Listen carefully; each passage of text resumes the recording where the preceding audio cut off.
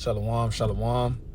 First and foremost, I want to give all praises, honor, and glory to my power, Yahweh, Bahashem, Yahweh Shai, Bahashem Makakodash. Double honors to the elders and apostles of Great Millstone who rule well and teach well, being great examples to us, young brothers. Peace and blessings to all for elect, Lord willing, to be a part of that number. All right, I'm the brother Qadar from the GMS branch of Chicago, coming back with another video. And this video is going to be entitled Response to this clamorous woman. Okay, because this woman thinks she knows something and she knows nothing at all, when it comes to the scriptures. So I wanted to play this BS, man, for edification's sake, and then we're gonna chop her up with the scriptures. Okay, so let me play this quick clip real quick.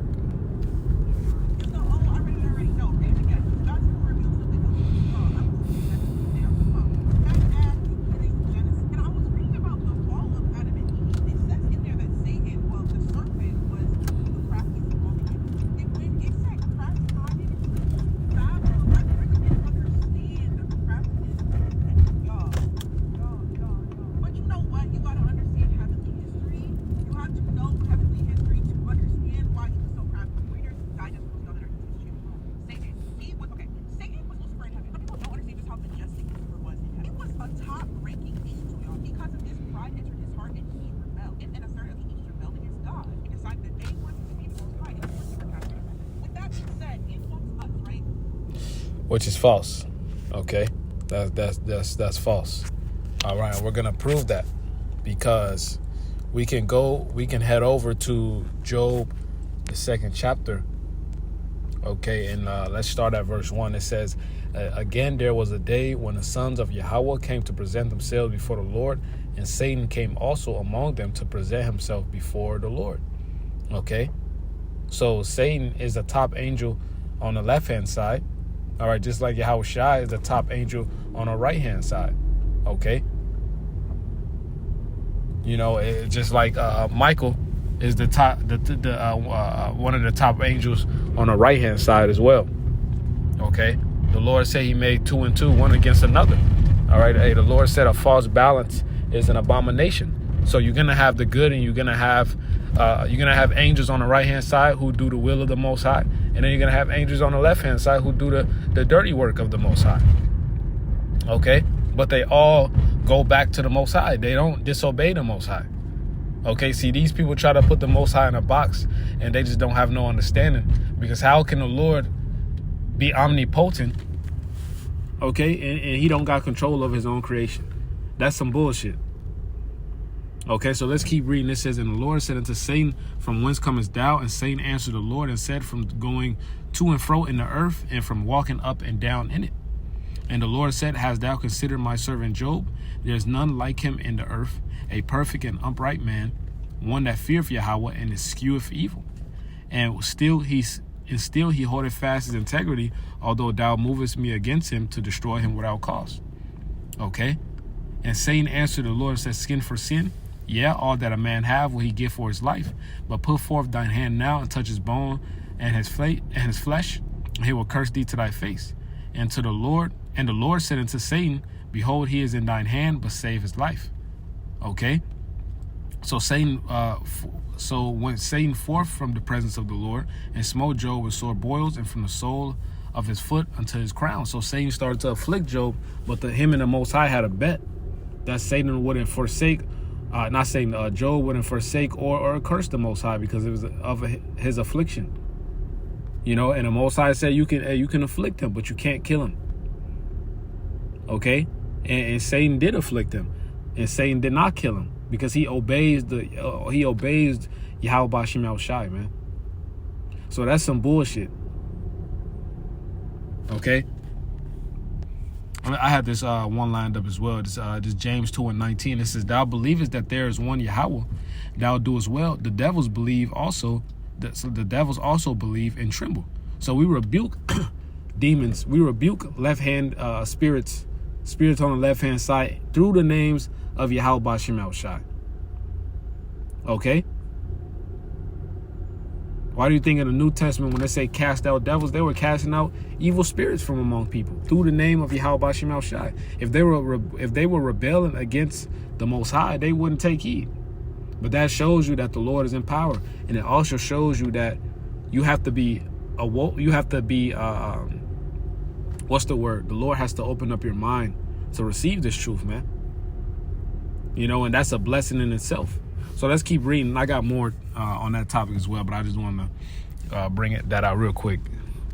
You are made in the image of God. God literally molded us with his own hands and breathed his own breath into our bodies to give us life. So I just want you to imagine the level of jealousy. Like, demons really hate us because they hate us. That's why demons hate us. People like, and that breath goes into the wisdom, knowledge, and understanding. Okay? The Lord gave that to Adam. All right? To his line, the Adamites. All right, the sons of God. Okay.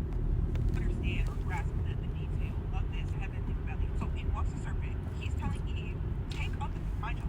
Listen, keep up with me. It's two trees they can't touch. The knowledge of good and evil and the tree of life. It's tree that Satan wanted them to eat from first.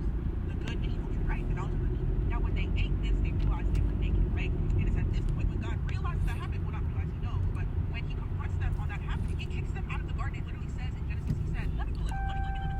Then the Lord God said, look, human beings have become like us being Trinity, just for y'all that knowing both good and evil. What if they reach out, take the fruit from the tree of life and eat it? Then they will live forever. So the Lord then banished them. So already can I tell y'all God is... This bitch is retarded, man. Let me grab this Genesis 3. Matter of fact, I'll grab it right here. Because ultimately, that serpent, okay, still had the pigmentation, but was in the spirit of Esau. All right, was in the spirit of a devil. That's why they call him the serpent. Okay, putting that evil philosophy in the mind of Eve, man. All right, knowing that she's the weaker vessel. That's why it says he's the most subtle beast of the field, as it says in verse 1.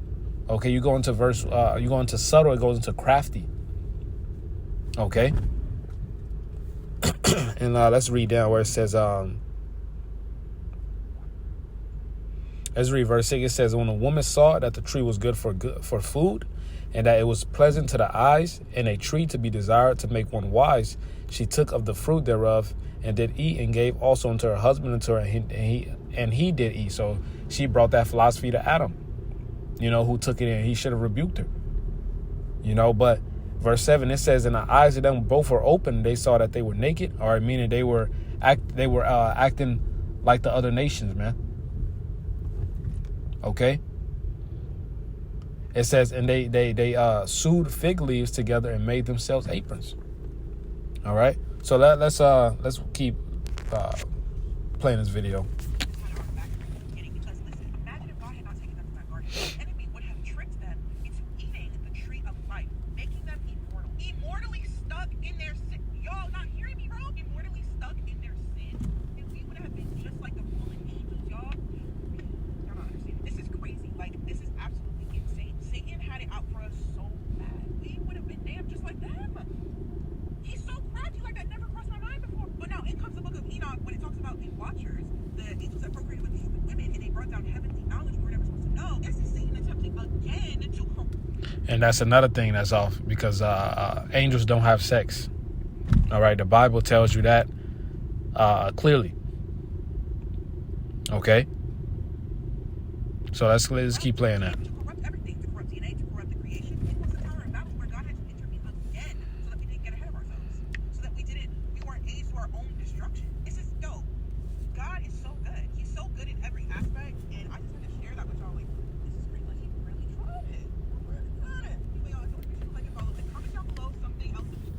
So I wanted to grab this 1 Kings 22 and 14, going into the wicked ass King Ahab. 1 Kings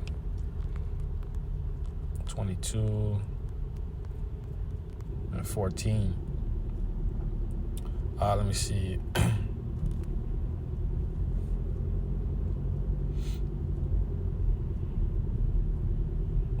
Let's see. All right, because this was Ahab was going to go to battle, and he was asking his prophets, if he goes out to battle, will it be successful? Will he receive the victory? And they all told him yes. But watch this. This is 1 Kings 22 and verse 14.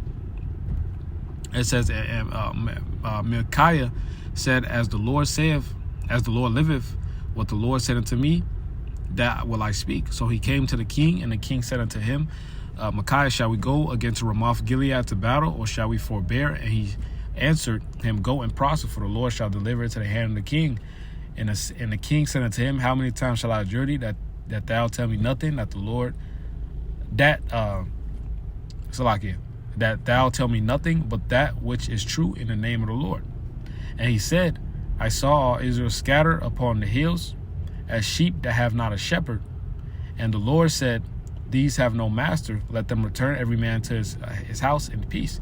And the king of Israel said unto Jehoshaphat, the southern kingdom king at the time, it says, did not I tell thee that he will prophesy no good concerning me, but evil?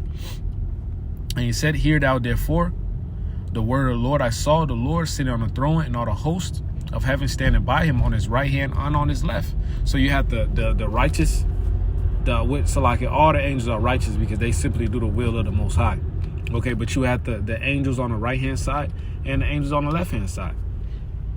Okay, verse 20, it says, and the Lord said, who shall persuade Ahab that he may go up and fall at Ramoth Gilead? And one said in his matter, on this matter, and another said on that matter. So that there, the Lord's like, hey, who gonna put the spirit on him to go down to Ramoth Gilead to fight so he could fall? And his angels like, I'll do it. Let me do this. Let me do that. So once again, you got the angels on the left hand side and the angels on the right hand side. It says, verse 21, there came forth a spirit and stood before the Lord and said, I will persuade him. And the Lord said unto him, wherewith? He said, I will, wherewith? So the Lord was like, how? And he said, I will go forth, and I will be a lying spirit in the mouth of all his prophets. And he said, thou shalt persuade him to prevail also, go forth and do so. Now therefore, behold, the Lord hath put a lying spirit in the mouth of all these thy prophets, and the Lord hath spoken evil concerning thee. But Zedekiah the son of Kenah went near and smote Micaiah on the cheek and said, which way went the spirit of the Lord from me to speak unto thee? Okay, it says, and that was the point. Ahab did fall in battle. You had the young man shoot the arrow in the air from the bow. And Ahab even changed his clothes, all right, to look like the king of Judah. Okay, but he still got hit because the Lord directed that arrow, man. So once again, showing you that these angels are controlled by Yahweh Shem El Shai. They were created to serve him. All right, they're in the spirit. They're not in the flesh. They don't have the desire to eat, to have sex. Okay, they simply carry out their will. All right, like in the book of Tobit. All right, right. Raphael made it seem as if he was eating before them, but he wasn't. But these people don't have the understanding, man. So Lord, when this lesson is edifying, going into this clamorous ass woman, man, she don't understand nothing. Okay, I want to give all praise, honor, and glory to Yahweh Shem El Shai, Ba'ashem Makakodash. Double honors to the elders and apostles of Great Millstone. Peace and blessings to all four elect. Lord willing to be a part of that number. Shalom, Kwame Sharala, Wa Baba Ball.